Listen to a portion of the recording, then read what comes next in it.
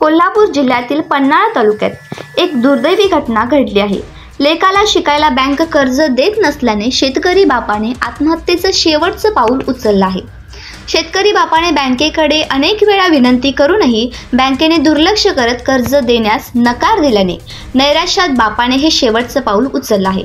महादेव पाटील, वय वर्ष 45, राहणार पिसात्री, तालुका पन्हाळा, जिल्हा कोल्हापूर असे आत्महत्या केलेल्या शेतकऱ्याचे नाव आहे।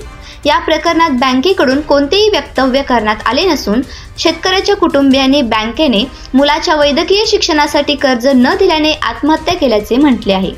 नातेवाईकांनी दिलेल्या माहितीनुसार महादेव पाटील यांचा मुलगा जयसिंगपूर येथील एका महाविद्यालयात BHMS चे वैद्यकीय शिक्षण घेत आहे। महादेव पाटील हे स्वतः जरी शेतकरी असले तरी मुलाला डॉक्टर बनवण्याचे स्वप्न त्यांचं होतं। मात्र पैशाची अडचण असल्याने मुलाची वैद्यकीय शिक्षणाची फी भरण्यासाठी जवळच्या एका राष्ट्रीयकृत बँकेत संपर्क साधला होता।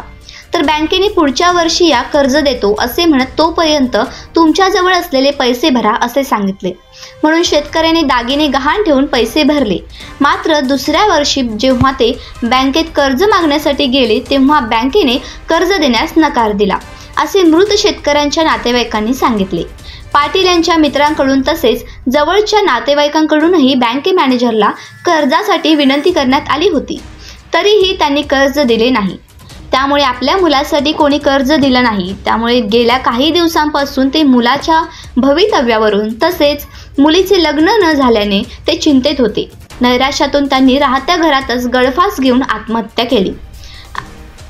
केल्याचे उघड झाले आहे।